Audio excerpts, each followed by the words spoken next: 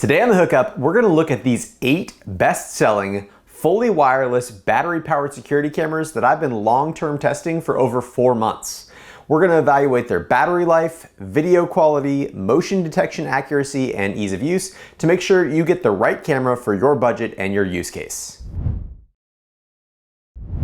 First things first, if you live in a high crime area or you feel like you need a security camera to protect yourself or your family, then with maybe one exception, none of these battery-powered security cameras are for you.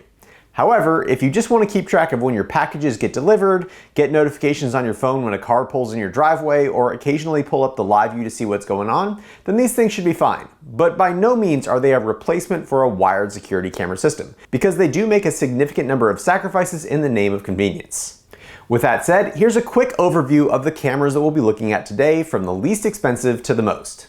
First is a generic 1080p camera from a company called Z-Port that was the #1 seller on Amazon when I bought all these cameras in August of 2021.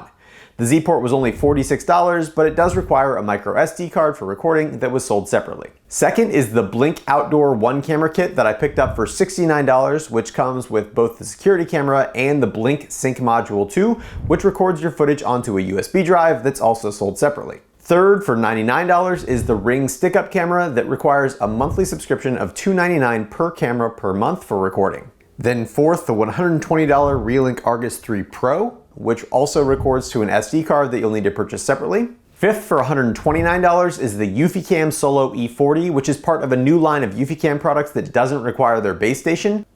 Then for $179, we've got the Arlo Pro 4, which records to the Arlo Cloud, which costs $299 a month per camera or $10 a month for unlimited cameras. Also for $179 is the Google Nest Battery Cam, which records to the Nest Cloud and requires a Nest Aware subscription, which is $6 a month for unlimited cameras.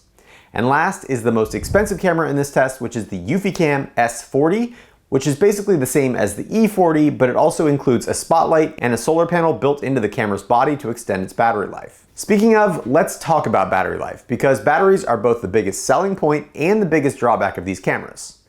Because there's no wires, the installation is extremely simple, and you should have your cameras up and running within about 10 minutes of taking them out of the box. But unfortunately, that convenience does come with compromises, and each camera does have different settings that favor either the best surveillance performance or the best battery life, and it changes things like motion sensitivity, clip length, cooldown period, and even resolution. For the first 60 days of testing, I used optimal surveillance settings, and here's how their batteries performed. The worst was the Arlo Pro 4, which needed to be recharged every 12 to 14 days for a total of 4 recharges in 60 days. Also needing 4 recharges was the Z-Port, which had a larger variability, with the shortest drain at 15 days and the longest one at 21 days. The Ring stick-up cam did slightly better, lasting between 17 and 20 days between recharges. The Google Nest Cam was similar to that with 18 to 21 days, and then the Reolink Argus made it between 26 and 28 days. The Eufy-Cam E40 held out for 39 days before a recharge, and you can see that the S40 was all over the place because of its solar panel and the variability in the amount of sunlight that it received each day. But it was the only camera to last the full 60 days without needing a recharge, even in a suboptimal mounting location that gets shaded by both my large oak tree and the roof overhang. Notably absent from this graph is the Blink Outdoor that isn't a rechargeable battery, and instead it runs on 2 replaceable lithium AA batteries. The Blink app doesn't give any battery percentage indication, and it just says okay unless your batteries need to get replaced. But for the record, it is still running on its original set of batteries since I started testing in August of 2021. The next question, of course, is how optimal is optimal surveillance mode? First, let's look at one event as recorded by my wired Reolink Duo compared to what the battery cameras recorded.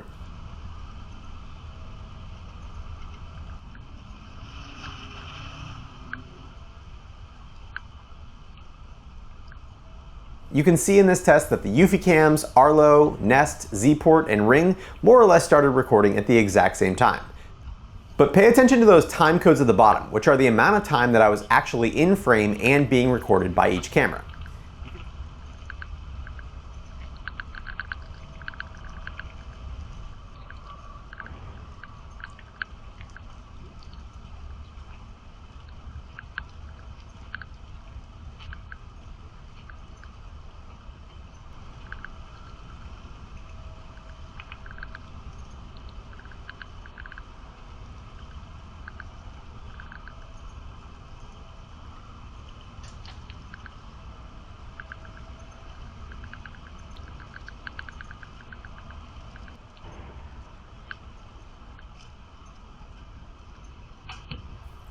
You can see that of the 51 total seconds that I could have been recorded, the Nest Cam did by far the best with 37 seconds of recording, followed by the Reolink Argus that had 30 seconds, even though it missed the initial approach.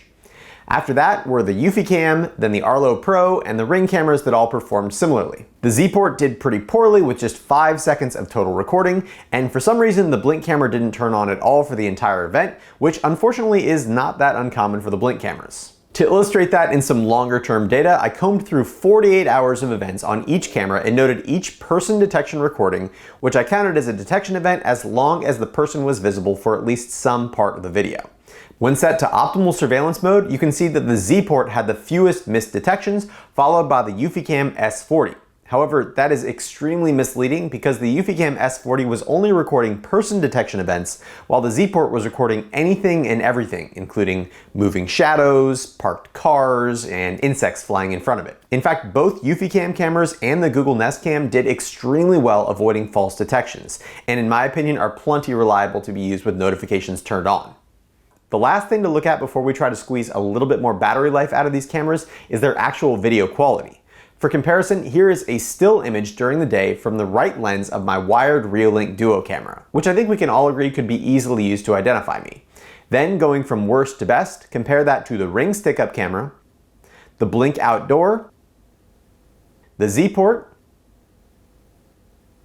the Arlo Pro 4, the Eufy Cam S40, the Eufy Cam E40, the Google Nest Cam, and finally, I think that the Reolink Argus 3 had the clearest image, although it was from a slightly different angle because the Argus didn't trigger properly on the initial approach shot. We'll look at nighttime images a little bit later once we've narrowed down the field. As I said, you can extend the battery life of each of these cameras by changing the motion sensitivity, clip length, cooldown time, and resolution, but at what cost? Starting with that daytime motion event, the Nest camera did an amazing job, not only recording 40 out of the 59 possible seconds, but also recording each different movement so you could track the subject through the entire shot.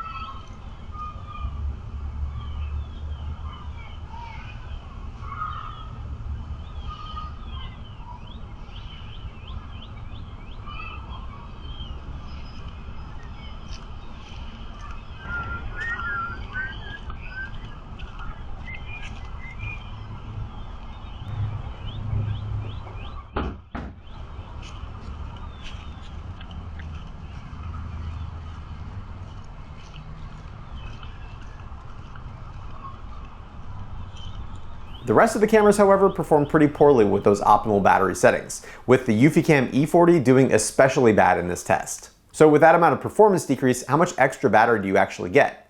Well, kind of a lot. The Arlo Pro was still by far the worst, needing a recharge every 18 to 19 days, but the Ring stick-up camera went from being one of the worst performing batteries to one of the best, and didn't need a recharge for the entire 60-day test.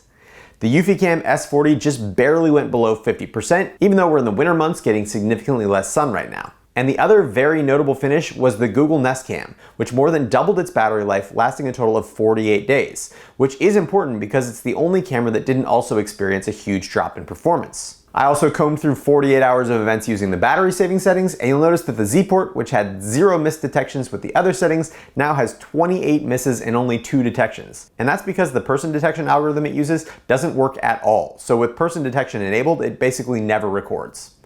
On the other hand, the Google Nest Cam came out way on top with 24 detections and only 6 misses, and even more important than that, it had 0 false detections. I happen to have it set for just people and vehicles, but there's also separate detection settings for pets, as well as familiar face detection, and even smoke and carbon monoxide alarm detection. So at this point, I think I know enough about these cameras to recommend them for some specific use cases. By far the best performing camera, and really the only one that I would even consider using in a surveillance system, is the Google Nest Cam. Not only were the notifications fast and accurate, but the picture quality was also very good both during the day and at night. And the Google Home app is really easy and convenient to use. I really like that Google also included an internal memory for recording, so even if your internet goes down or power goes out, the camera can still process and record up to an hour of motion events and sync back with the cloud when your internet gets restored. However, there are a few downsides of the Google Nest camera. First, it's a subscription service, and while $6 a month for unlimited cameras is pretty reasonable, if you only have the one camera, that's a pretty steep monthly usage fee. Second, it's a Google Cloud product, so if privacy is your number one concern, or really anywhere on your concerns list, then you might not be thrilled to be uploading video of your personal comings and goings to the Google Cloud. And third, even though it performed relatively well on optimal battery settings, it still needed to be recharged every 48 days, which is kind of annoying. There is a solar panel accessory available for the Google Nest Cam, but I haven't specifically tested it. So if any of those things are a deal breaker, here are your next best options. If your issue is with the monthly fees, then the Eufy Cam cameras performed well in regards to person detection notifications and had acceptable video quality, but they didn't do a particularly good job at recording entire motion events. These cameras are a perfect fit for someone who wants to just know when their packages have been delivered or when somebody pulls into their driveway.